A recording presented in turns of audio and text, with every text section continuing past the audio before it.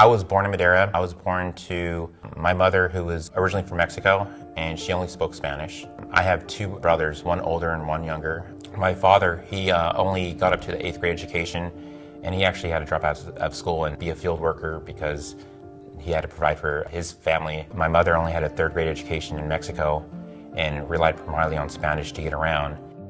One of the big problems that we face here in the Central Valley is the language barrier. You'll see a lot of the parents that only speak Spanish, relying on their child to somehow translate this medical terminology between their parent, their mom or their dad, and the pharmacist. In school, we go over medications for certain disease states, and one of them was migraines. And I didn't understand why I didn't grow up without a mother. I couldn't answer that question. I actually learned this in class, that she was taking this medication because it was supposed to prevent more migraines from happening. And one of the side effects is it increases blood pressure. When my mother, who only spoke Spanish, was consulted on this medication, she was consulted on by the doctor, who told her she needs to take this medication every day. That's what he told her.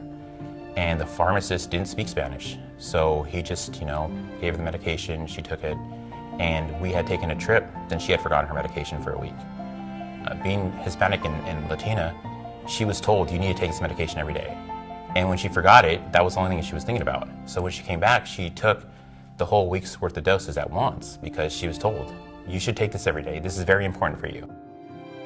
And she didn't know what it meant if she forgot her medication, or she shouldn't take over a week's dose at one time, and she didn't know what was going to happen.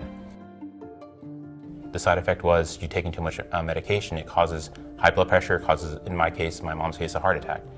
But it was because of the drug overdose and the lack of the communication, the language barrier that the Central Valley faces that is prevent.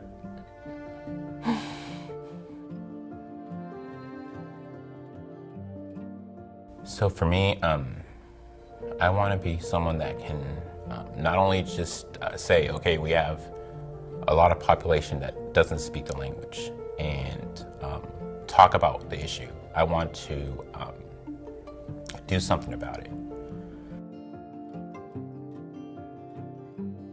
I'm married. I have a wife of over 2 years, and she works 40 hours a week in Mariposa at a group home. Having a scholarship was a huge thing to me, and the scholarship motivated me to get more involved in my community. It motivated me to get more involved in the school. I could never repay them, so the things I can do hopefully shows my appreciation for the scholarship.